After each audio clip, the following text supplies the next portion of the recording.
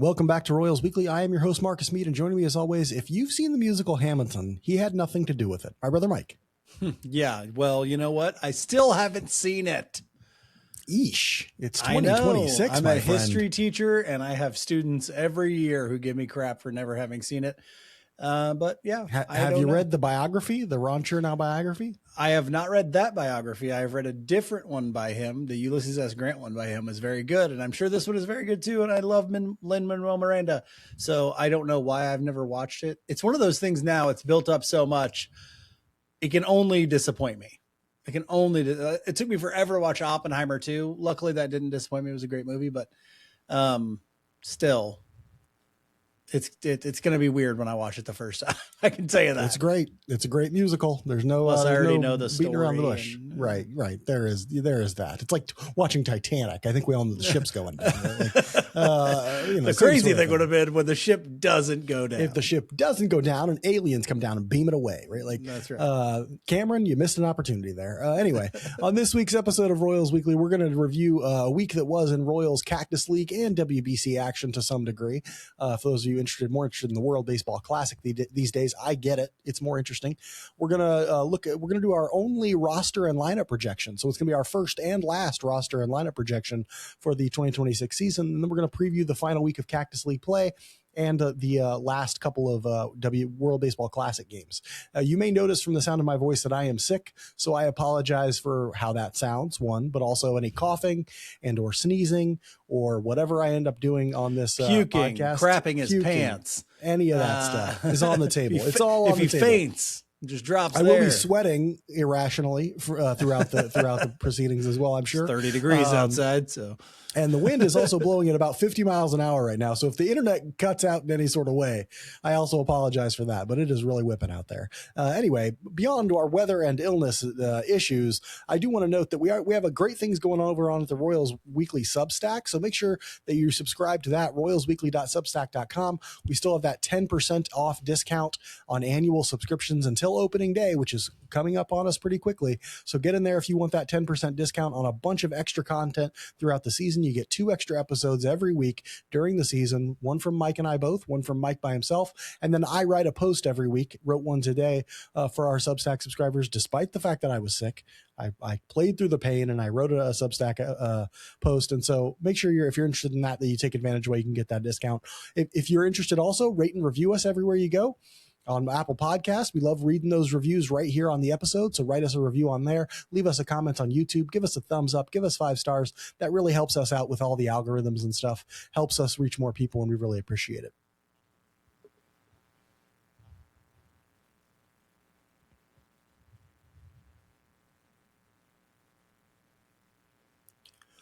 We'll start the review of last week with roster news. There was no legit roster news, like actual transactions happening, but there were a few bits of injury news that didn't necessarily force the Royals to make transactions, but they do warrant discussion. First, it was reported by Ann Rogers that Isaac Collins is dealing with, quote, mild back and left side tightness, end quote. This kept him out of the lineup since Tuesday now. He hasn't played since Tuesday. Mike, does this Isaac Collins injury concern you at all? Yeah, this is on top of the knee issue that we found out about earlier in spring training. So yeah, it concerns me because the knee injury sounds like something he'll be dealing with kind of on and off forever. And now he's had this, plus he hasn't played very well so far. So he needs some at bats. He needs to find his rhythm. He needs to find his timing.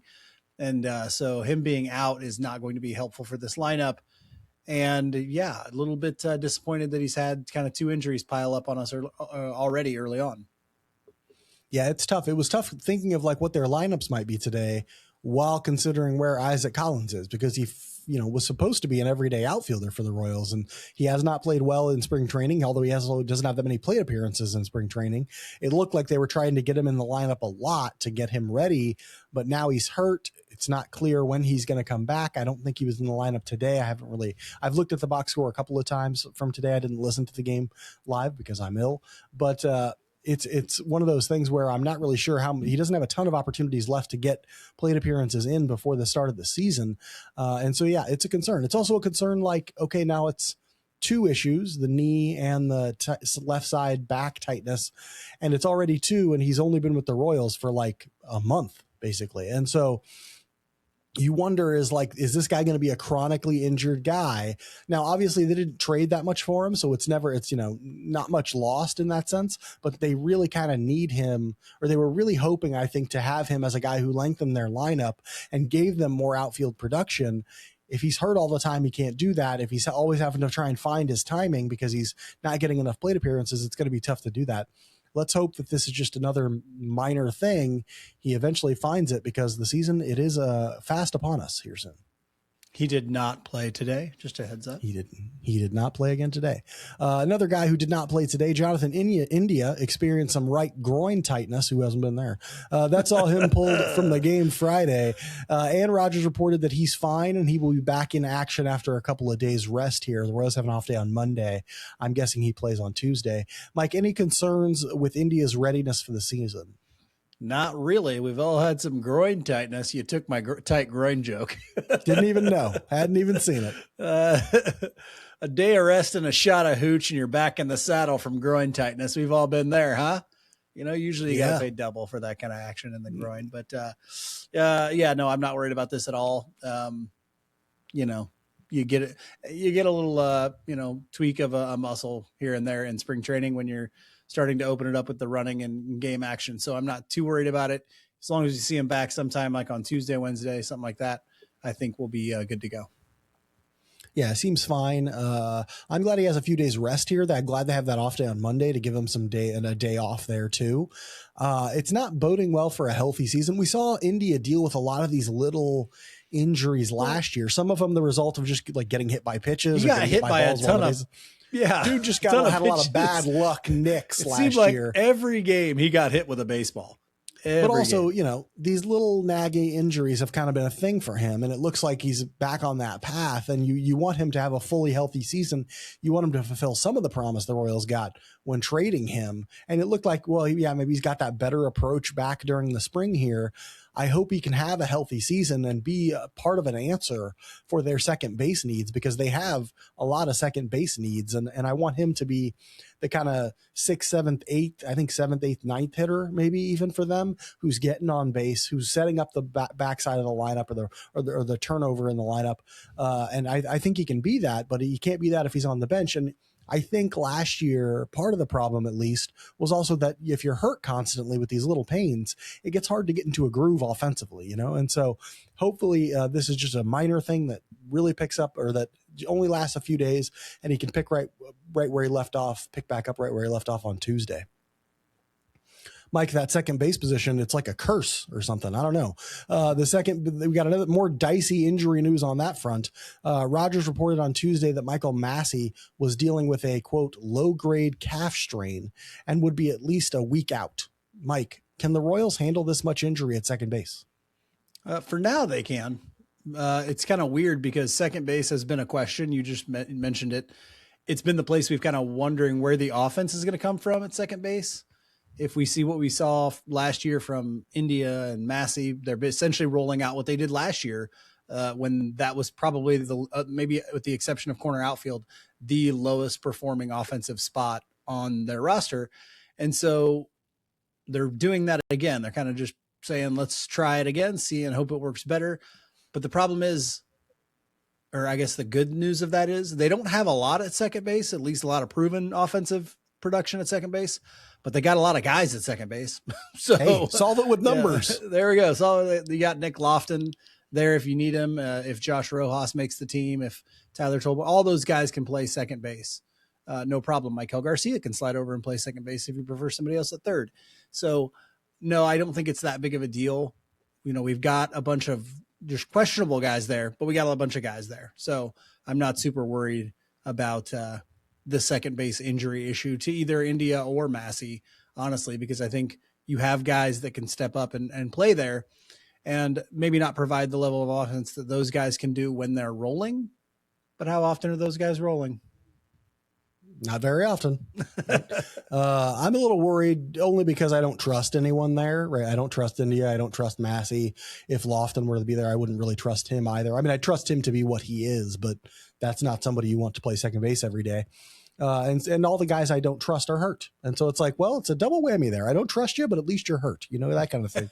And so, that worries me just a little bit. I think they're going to make up offensively in lots of other places that they really won't need to be thriving offensively at second base.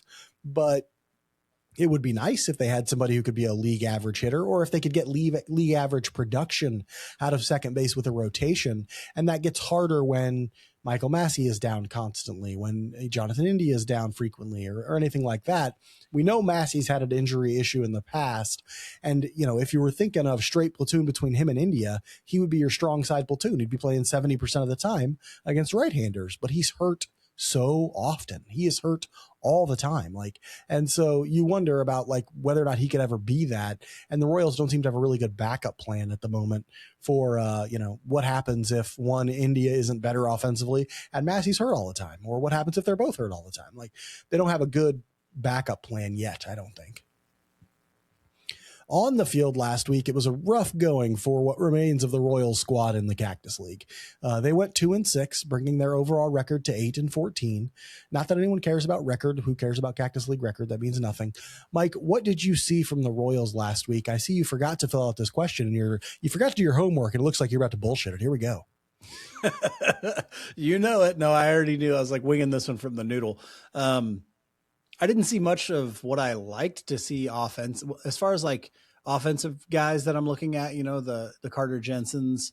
Nick Lofton had another good week, which was good to see, but I didn't see a lot of offensive things that I really liked. Some of the things I was actually looking for, I didn't even get to see. Blake Mitchell got one at bat. Carson Roccaforte didn't really get much time hitting as well. So those things were negative, but I'm going to talk about a positive here. I was really happy with what I saw from a couple of the starting pitchers. I didn't, we're not all the way starting pitcher wise, but I also saw some outside the Cactus League, those guys in the WBC. I've been really happy with what I've seen from a lot of those guys. Whether it's the Team Italy guys with Vinny, who struggled early on, but then he comes on and he has the big 3 home run game and seems to has another big game after that. Caglione has looked pretty good. He's looked more patient. He's gotten some hits as well. He's not getting the playing time I would like him to, but he's getting, kind of 50% of the playing time there, which is not bad. And he's facing some solid competition. Since he sat in pool play, he hasn't sat since. He played in their quarterfinal game. I think he's going to play in there, or he's played in the last 2 pool games and then the quarterfinal game, I think. And so good. He's got a nice little streak going there. Yeah, I wonder if they're going to let him play in this semifinal. I got to imagine they will. Yeah, that's given that he's got given the fact that he's got a 1,200 or 1,400 OPS, I got to imagine they're going to have him play. We'll see. But then the Venezuela guys, Salvi struggled a little bit with the bat, but Michael Garcia's been red hot. And, the only negative that I saw was Lugo in that last outing for Team Puerto Rico was not good. He was knocked out in the first inning, if you guys didn't see that one. So, it's been an up and down bag, but I did see some good things. Also, I wanted to mention, we did get to see Lucas Erceg because I've been talking about it, especially if you're a Substack subscriber. I've been talking about, I want to see Erceg pitch. Didn't see exactly what I wanted out of Erceg. The fastball was 95 to 96. He wasn't really missing bats. And so I'm worried that he's going to be more of what he was last year and not what he was 2 years ago. A guy who, struck out 27, 28% of the batters he faced and, was a legit 8th or 9th inning guy. I think he's I think it'll be more of a competition to see who pitches the 7th and who pitches the 8th with Strom. So we'll see on that front, but yeah, some ups and downs. That's what I'm going to put. Some ups and downs, good things from some guys and not some great things from others. Yeah, I saw a bunch of minor leaguers getting the crap kicked out of them by major leaguers. That's what the Cactus League play was for the last week for the Royals, for the last couple of weeks, ever since the WBC started. But speaking of WBC guys, the only thing that you didn't mention that has me a little concerned, Carlos Estevez has only thrown 1 time in the entire WBC. Entirety of WBC Winder Avila's only thrown twice. He's only thrown once. And, he might throw it tonight. We got the game cast up for the Dominican Republic USA game. US is up 2-1 in the top of the 8th. But yeah, he hasn't. And you'll remember from his Cactus League outings, he was having trouble breaking 90 with his fastball. And that always concerns me. I want to see him pitching like the Carlos Estevez we signed for $11 million a year, which is a ton for a reliever. And they really need him to get preparation because come March 27th, he's going to be closing games for the Royals. That's his role.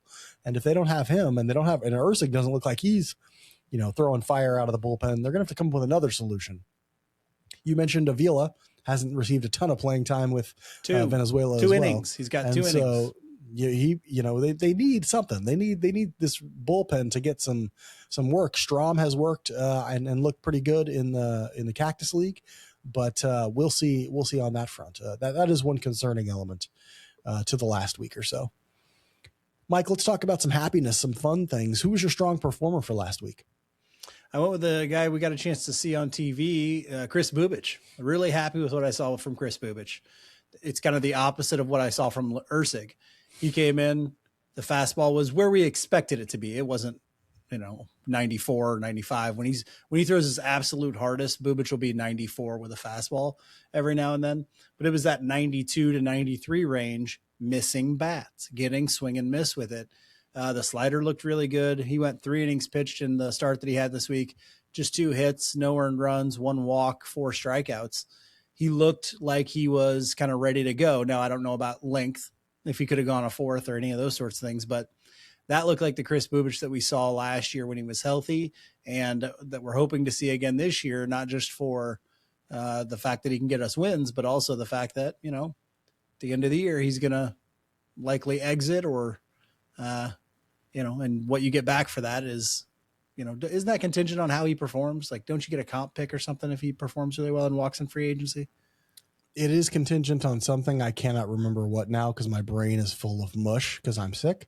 But yes, it is contingent on something, whether or not they get a compensatory pick.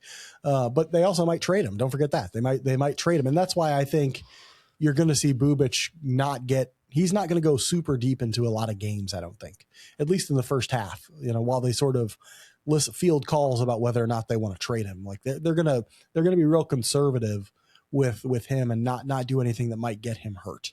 And so he went 3 innings this last week. Don't be shocked if he's not going more than, 5 innings, 4 innings even to start the season. And they'll really slowly bring him along to maybe throwing as much as 6 innings in a game, but that'll be pretty rare, I think. My strong performer for last week, he came from the WBC world. He didn't do this in the Cactus League.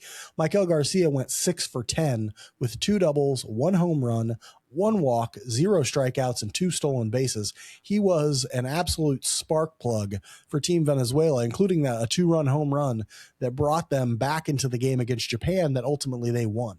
And so he's just out there showing that he's ready to carry on offensively with exactly the same stuff he was doing last season, right? Like being that 5-6 win player. He looks a little thicker to me, and maybe this is just like a difference in uniform, but I'm seeing him get interviewed and he looks like a third baseman now, kind of, he's always kind of looked like a shortstop playing third because he's a skinny dude and that sort of thing. Now he kind of looks like a third baseman. He's a little bulkier, it looks like, in a good way. And you wonder if that, and some people would look at that and say like, well, that'll help his power production. I'm not looking at so much in power production. I doubt it would have that much of an impact in power production, but what it might do is it might help him later in the season. We've seen him kind of fall off at the end of seasons as he sort of starts to look exhausted. Remember, he plays winter ball too. So winter ball, he just plays a ton of baseball, right? And so if he can be a little more productive late in the season and maybe for a playoff run and into the playoffs, that'd be great to see if he sort of put on some muscle to help him with the endurance of a long season. Mike, who didn't stand out? You feel free to pick WBC guys, whoever, but who did not shine last week in Royals play? Well, I went with a Cactus League guy, and that's Ryan Bergert, and this was due to 1 start against Oakland that really he got roughed up big time. He pitched 2 games last week. It's 6.2 innings pitched total, 10 hits, 7 earned runs, 1 hit batter, 2 walks, 6 strikeouts, which you like, and he's prone to do, but 5 home runs. Including 3 alone to Shane Langoliers in 1 game. Shane Langoliers stole the headline. You stole the headline. Ryan Bergert. So they were no doubters too. These were not wall scrapers. These were not Arizona home runs. And so, yeah, he got it handed to him for a little bit there against Oakland. But or I say Oakland. Who is it? Where are they now? Sacramento? Who Sacramento. knows, Are they Sacramento again this year? Currently, but they're going to be in Las Vegas. I don't know. The at-large A's, the at-large Athletics. Yeah. So not a great showing. Burgert has had some really good outings though this spring. I think he's kind of put on tape what he can do and what he can be. I think the Royals believe in him. Don't know if that'll be enough to make that starting rotation, but I think the organization's still very high, as I am, on Ryan Burgert. And why wouldn't you be? The guy's got good stuff. The guy's doing good things sometimes out there. Home runs are an Arizona thing. I mean, you're just going to give up more. And breaking pitches not going to break as much down there. It's a real hitter's environment. So he got rocked last week. That's true. But we'll see if he ends up making the rotation. We're going to talk about that in the spotlight segment. I'm going with Josh Rojas as a weak performer last week. We talked about him previously as a guy who was trying to make a push for the last bench spot. Last week, he did not push that hard. He went 2 for 14 with 0 extra base hits, 2 walks, and 5 strikeouts. This sort of he's turned back into a pumpkin a bit offensively. Now, a guy who didn't have a ton of defensive value because despite the fact that he's versatile, he's not great at any of the positions that he plays. And so you wonder if, Nick Lofton may not have moved a little bit ahead of him in that competition because he keeps hitting. Rojas, though, struggled last week, but he has put good stuff on tape for other teams. So it wouldn't shock me if another team that needs a bench player comes a calling at some point if Rojas doesn't end up making the Royals. Mike, with so much happening, the WBC, the Cactus League, minor leaguers, blah, blah, blah, blah, blah, the season coming up, what's your theme for last week? Oh, I'm going to a classic. Maybe it's just a classic in my mind. It's just a classic in your mind. I absolutely love it. It's one of my favorite TV shows of all time. It's called Happy Endings. And as we're all on the just tip of our chair waiting for this regular season to start, it got me thinking about a line from that great TV show, Happy Endings. Okay. And this is from like a side character and one of the main characters, but the side character's name is Avi. Okay. The main character's name is Max. Mark, I'll be asking you to play the role of Max on this. But will do.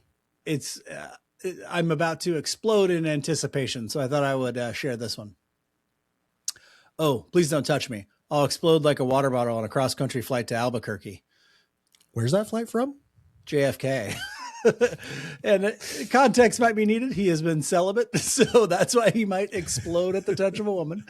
But I'm feeling like, man, with the WBC going right now, and you're seeing the excitement for some of these games. I don't know if you watched that Venezuela or the Puerto Rico Italy game was really good. Venezuela last Japan night game was fantastic. And so, watching those, and this game's been really good too. The USA Dominican Republic one I'm watching right now. It makes the anticipation for the MLB regular season even more. And so now I'm ready to punch through this TV so we can see opening day for those Kansas City Royals.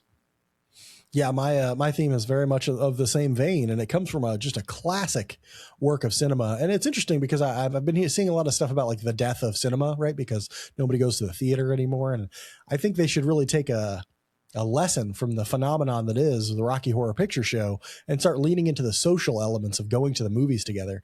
Because this line comes from, it's a classic from Rocky Horror Picture Show from the great Tim Curry. Tim Curry. He says, "I see you shiver with anticipation." And that's sort of how I'm feeling right now, just shivering with anticipation. Curry is a legend. Or illness. I might be shivering with illness. I'm not entirely sure.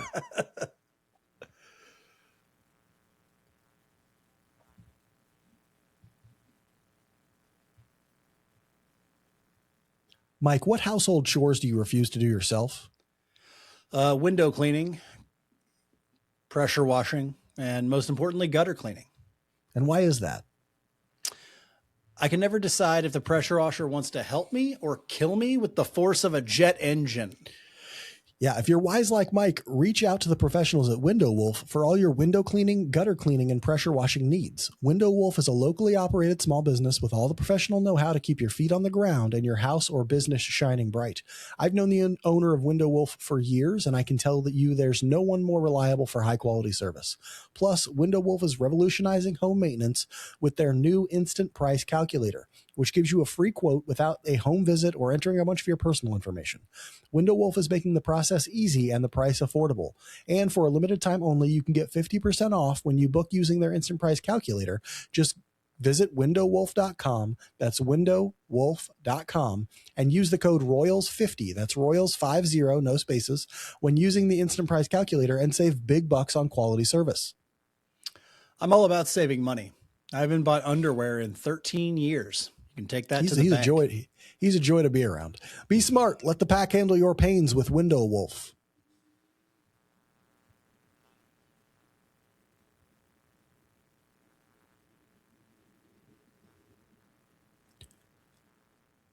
Royals Weekly is brought to you by All in Physical Therapy, who are happy to announce that they now offer strength and conditioning programs for youth athletes who want to gain an edge on the football field, basketball court, or baseball field. Or the pickleball court. We know how ruthless that's becoming these days. Of course, All in Physical Therapy still offers the best in recovery from total joint surgeries and sports injuries with offices in Blue Springs, Lee Summit, and Belton. They'll help you take care of your recently replaced hips, knees, shoulders, elbows, you name it. The next septuagenarian who gives me lip on a pickleball court will taste my new titanium elbow. Mark it, Blanche. We've seen it. We've seen it multiple times. If you're interested in reaching the peak of your athletic performance or getting back to 100% from an injury, check out All in Physical Therapy at allin-pt.com. That's ALLIN-pt.com, or give them a call at 816-427-5300. That's 816-427-5300.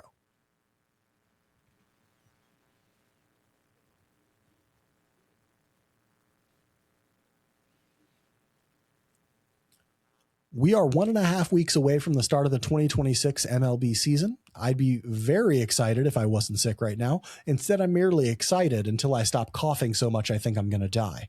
But with the regular season so close, it's time to talk about who's going to make the team and what the lineups should look like. All that good stuff. When you're going to start we're going to start this spotlight segment by giving you our roster projection for opening day, and then we'll give you our right and left-handed lineup projections. Mike, kick us off. Which pitchers do we have making the opening day roster? Okay, let's start with the starters. We've got the opening day starter as Cole Reagans. Then we're going to go Seth Lugo, Chris Bubich, Michael Wacha, and then Noah Cameron gets the fifth and final starter spot. Just missing out is Ryan Bergert. We've seen Kolek is currently injured with the oblique strain. Mark, just quick, interesting note tidbit here. Did you intentionally go with breaking up the lefties with those righties instead of maybe going with the more obvious Reagans, Wacha, Lugo, Bubich, Cameron? I did. I wanted left, right, because I think that that's something that Matt Quatrero might want. And so, yeah, we might see that. We might also see, you might swap Wacha and Lugo. I don't know. There's a lot of questions in the order it could go, but that's how I imagine it'll go. Okay.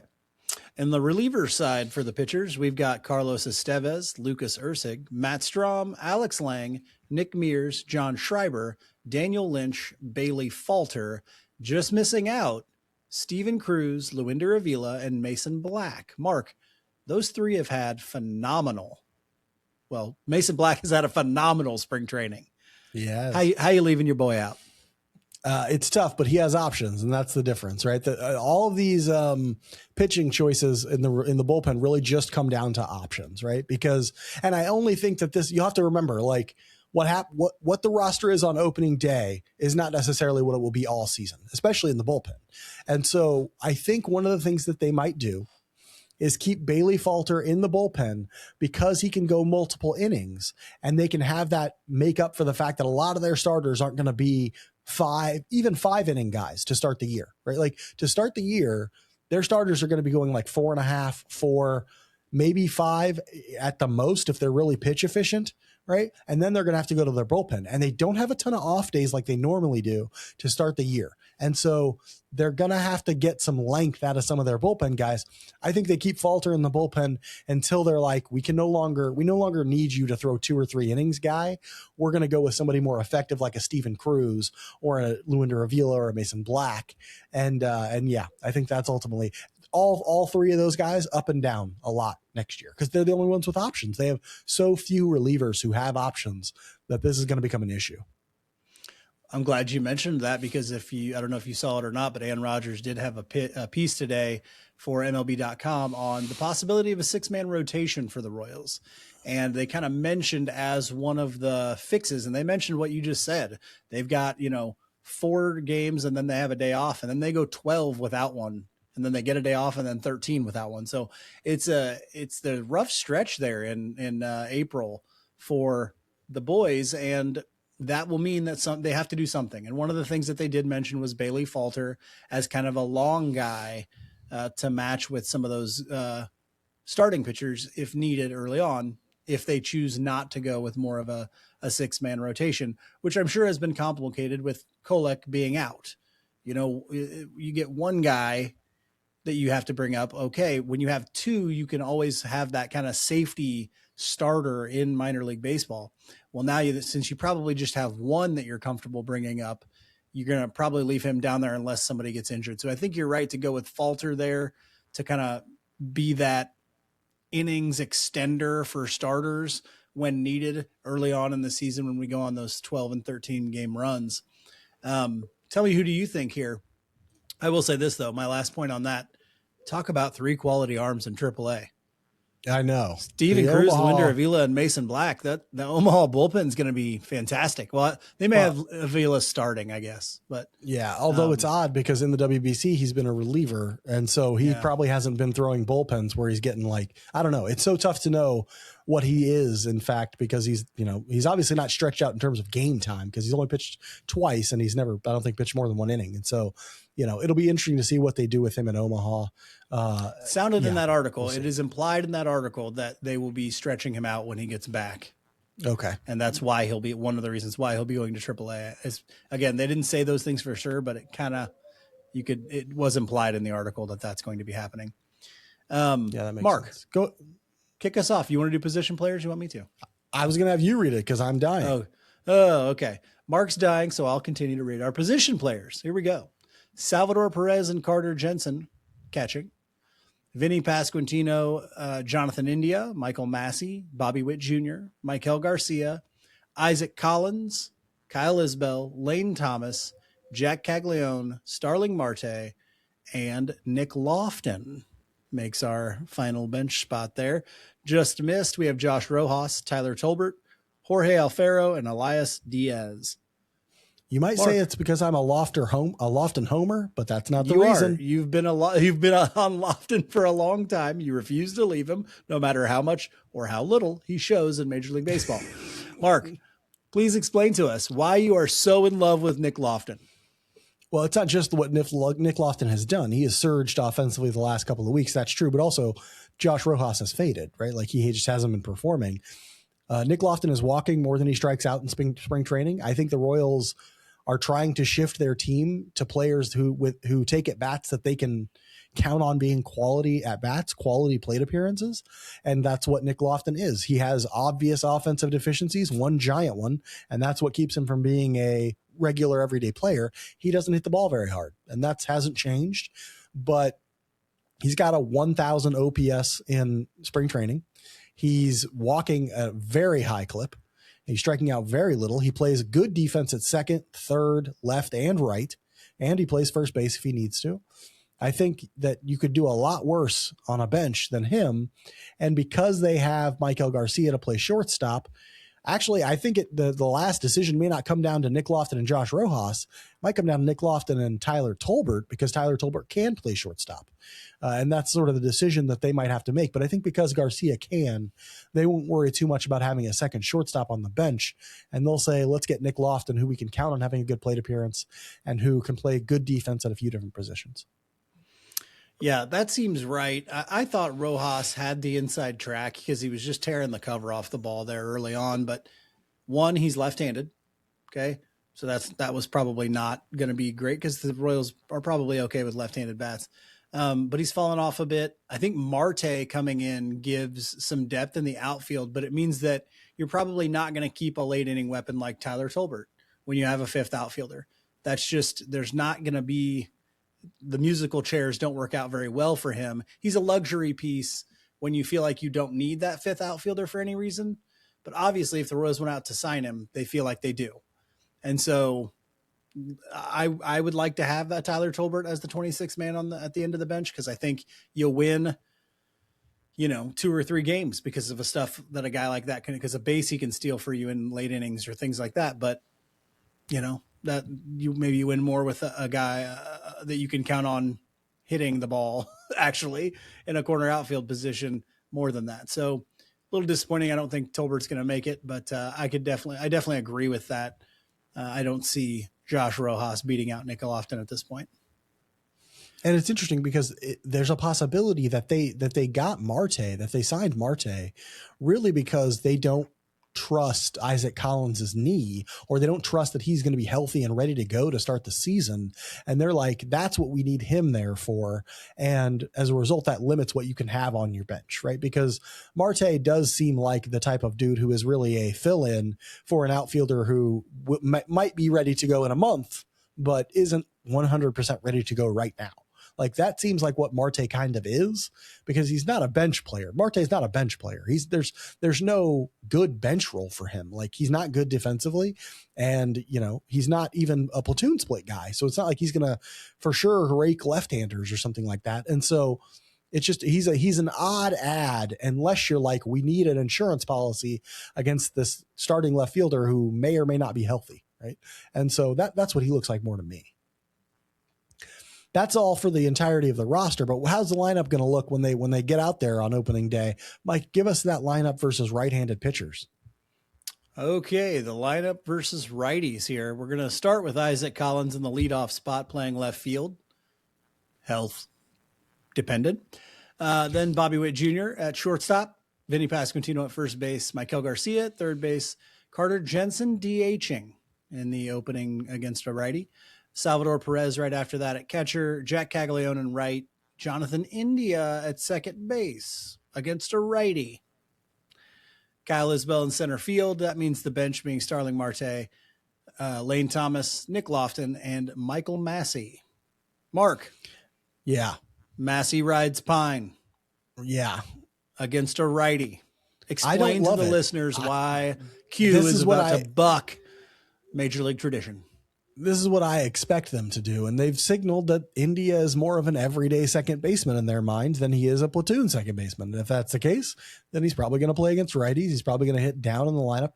Honestly, with this lineup, I went back and forth about who to be in the leadoff. And I even considered Jonathan India for a second, right? Because if they think last year was a fluke, if they think he can get on base, they might try and put him at the top of the lineup again in some situations. I think at one time I had Garcia in the leadoff spot. At one time I had India in the leadoff spot. And then I thought to myself, what they really want is Isaac Collins in the leadoff spot. And if they believe, hey, yeah, he hasn't looked great this spring, but we'll give him a couple weeks in the leadoff to see if he can work stuff out and, become an on-base guy for us up there, then they might go with that. And so that's what I went ahead and did. But I'm more confident in the India playing second base against righties than I am in Collins leading off here. But ultimately, if you want to be like, okay, Collins isn't going to hit first, then put Garcia up there, put Perez in the fourth spot, and put Collins down at sixth or seventh or something, because that's possible too. But right now, this is what you get.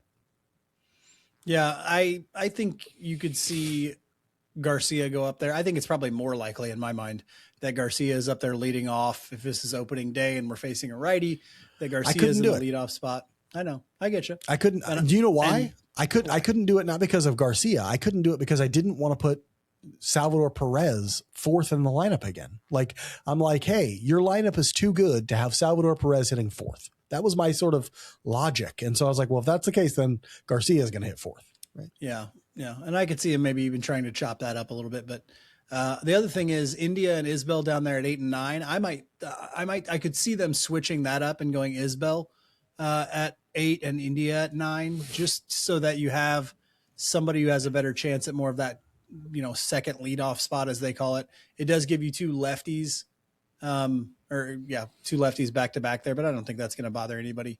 So I would go India at 9 and Isbell at 8 in that sense. But other than that, yeah, I see mostly that. I think this would be ideal. I think this is what the Royals would want. But as you mentioned, with the injuries to Collins and the ineffectiveness and just the lack of opportunities in spring training, I see Garcia probably being there. And it wouldn't even surprise me if Lane Collins doesn't start on opening day. You mean Isaac Collins? Yeah, sorry, Isaac Collins. If the Royals don't feel that he's ready for that yet. Yeah, that's a total possibility as well. I don't know when he's coming back. That's a big question mark at this point, really. Mike, tell us the left-handed lineup. I'll feel much better about it because I have a little more certainty going on there. Against lefties, we've got Maikel Garcia leading off. Bobby Witt Jr. hitting second, playing short. Garcia playing third. Pasquantino at first base. Salvador Perez at DH. Carter Jensen catching. Isaac Collins in left field. Jack Caglione in right field. Jonathan India again at second. And Lane Thomas at center field and batting ninth. That means the bench is Kyle Isbell, Starling Marte, Nick Lofton, and Michael Massey. Yeah, and of course, I do think you'll see Massey in that right-handed lineup on more occasions than he will be in this left-handed lineup. Yes, I think India might be opening day if they face a righty, but Massey will be there against righties about 50% of the time. You'll notice in this lineup, I'm comfortable with Perez hitting fourth if he's facing a lefty. Right, he does have a career split and does very well against lefties. You'll also notice that he's DHing against lefties and Carter Jensen is catching. That is what I imagine their split will be in terms of how the Royals want to utilize Salvador Perez versus Carter Jensen. I think they're going to be like Perez is going to catch roughly 2/3 of the time. Jensen's going to catch like 1/3 of the time. I think that's how they want to do it. That's not how I would do it, but I think that's how they want to do it. And so that's represented here in the way this breaks down between the right-handed and left-handed lineups. And I don't wonder if that doesn't change as the year goes along. That may be how it is in April, May, even June. But as you get into August, I would hope that Carter Jensen's getting more of at least a 50-50 to get Salvi some rest, but we'll see. Yeah, I think this is the lineup, obviously, where you'll see Marte more get the majority of his chances. You could see him go in there and to give Cags a day off against a tough lefty. If Lane Thomas is already playing, that sort of stuff. But for the most part, this sets up the way I would think it would, with Massey on the bench. And, of course, this will be where Lofton gets some of his time too. But yeah, that's a pretty simple one to do. You're right. That one was a bit more logical. Yeah, and we have a straight platoon here between Lane Thomas and Kyle Isbell. I hope that's what they choose to do. I'm not certain that that's what they will do, but it makes a little sense to me, quite a bit of sense. And so we'll see if that ends up being the case.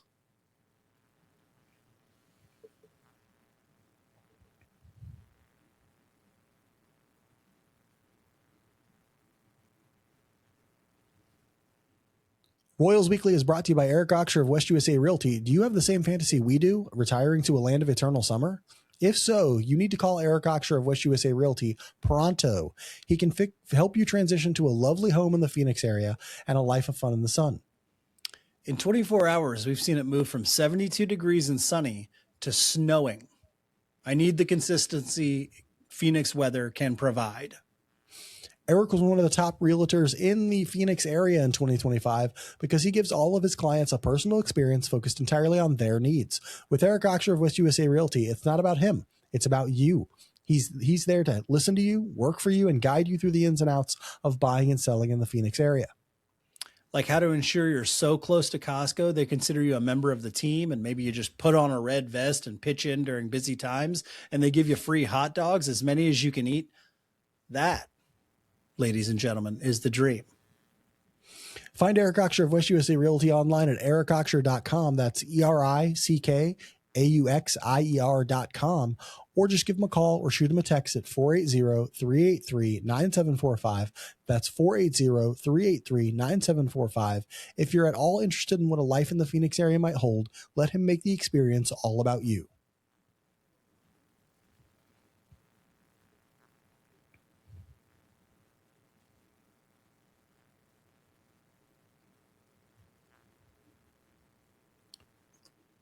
The Royals start this week off with an off day, followed by Cactus League action against the Dodgers, Rangers, Guardians, Angels, Giants, and Rockies. They'll also play a spring breakout game on Friday with Royals top prospects facing off against the Rangers top prospects. That should be fun. We like those spring breakout games. Those are nice. Mike, what are you hoping to see from the boys in blue this week? Well, I like the spring breakout games. I think those are fun. I like to read about them. If we can watch them, I like to watch them. I like to see the prospects get after it, you know. Maybe I get to see Blake Mitchell hit a little bit. We'll see. That'd be fantastic. But I want to see some of those everyday players show some consistency. You know, I'd like to see Isaac Collins get back out there.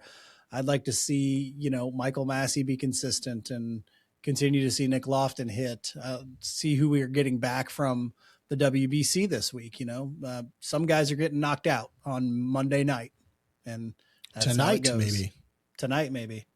Although it's the 9th. The boys are about to. It's the bottom of the 9th. The Team USA is up 2-1, but the Team Dominican Republic has a guy on second with O'Neal Cruz at the plate and one out. Ooh, tight game again. Mason Miller on the bump. He just threw 100 miles an hour. So yeah, looking for those everyday guys to be a little bit more consistent. Always looking at that next Cole Reagan start, and looking for Noah Cameron to maybe show a little bit more than what he's shown. So a lot of stuff to see still in the Cactus League.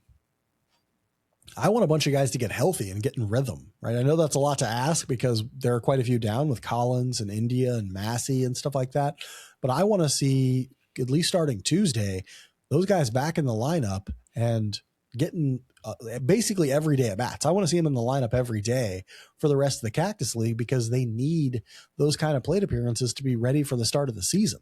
And I know Collins hasn't looked good. I want to see him start looking good. I want to see, you know, some stuff because that's going to be extremely important to whether or not the Royals hit the ground running on March 27th. You know, it's been a very discombobulated spring training for the whole team with the WBC happening. They need, and with injuries and other things going on, they need the whole team to come back together, get into a little bit of a rhythm before this whole thing kicks off. We know how prevalent or how frequently they've gotten off to very poor starts in the past. A poor start is not something that we would love to see from them, especially because I don't think the opening of their schedule is all that tough. And so they really need to make hay while the sun shines, and it's going to be shining when they get to face some not so great teams to start the year.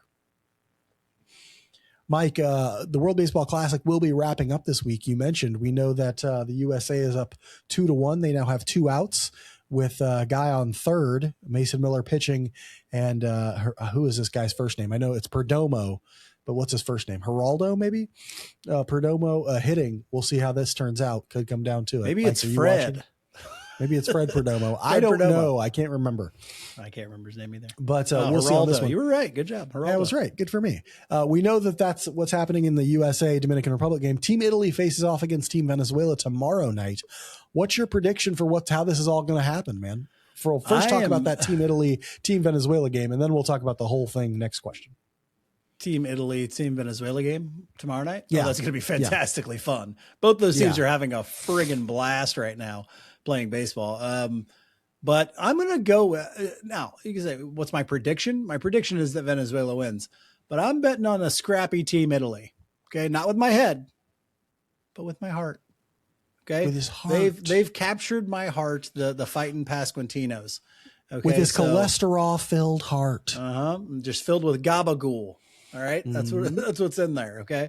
And so I'm going for Team Italy. We can do it, guys. It's so tough because I think Team Venezuela wins. I think they get it done. There's just so much dynamism in that Team Venezuela lineup with Acuna Jr. and Michael Garcia, Salvador Perez, and all that sort of stuff. I thought Acuna was going after that umpire. Did you see? Hey, man, the dude's got heat inside of him. The last you know what? game, you know, Michael Garcia's got it there too. He swung it like he was a 5-year-old who was throwing a tantrum. Yeah, he was pissed. And Garcia's got some of that in him too, right? And so that's the kind of guy he is. They got fire. The Venezuelans have fire, and they want to win desperately, and they're playing for a lot. Venezuela's had a very rough go of it for basically the last decade, and so I think they would love to win this. And I think that nobody's really been talking about them either. They kind of stayed out of the spotlight oddly throughout pool play, and so I think they're looking to make a statement this WBC. They've got some good relievers too. I like their. They do. They have good arms. starting pitchers. I mean, I don't know who's going to pitch this Italy game, but they have Ranger Suarez. They have what's his name, Machado, who's a great reliever, Andres Machado. They have really good pitching that nobody talks about, mostly because they have some big names in their lineup. But it's a good squad over there at Venezuela. It's going to be tough. It's going to be tough for Team Italy. All right, Mike, we don't know quite yet. We do know the U.S. has won their game 2-1 against the Dominican Republic. Mason Miller has shut down the ninth inning, and it looks like that game is over. So whoever wins the Italy-Venezuela game will face Team USA. Let's do predictions, Mike. Grab your crystal ball. Who wins the whole thing? Well, as much as I would love to see Team USA, as just a patriot through and through. Okay. I'm going with my paisanos. Okay. Let's go Team Italy. All right. I want to see Jack Caglione hit the game winning home run against Team USA, against Mason Miller, probably. I don't know. Just send them back to the land of pizza and chest hair in Team Italy. Okay. You can do it, Team Italy. I believe in you. Yes, I'm sure they believe in you too. I'm gonna flip the script here, and I'm gonna say Venezuela wins it all. Because one thing, Mason Miller's not going to close the game tomorrow, probably because he went tonight, and so they did a lot to beat Team Dominican Republic, which they had to do. I mean, Paul Skeens pitched tonight. I don't know who's going to pitch for Team USA tomorrow. He'll be very, very good because that whole roster is very, very good. But I think Venezuela finds a way against Team Italy, and then with the fire of 1,000 suns, they come ready to beat the United States. Well, the U.S. is getting tomorrow off. Yeah, they are. Well, they are getting tomorrow off. You're right. So Miller might pitch for them, but Skeens won't pitch again for them. And so we'll see who comes up for Team USA. But I think Venezuela is going to come with a lot of fire on in the final and get it done. That's my prediction.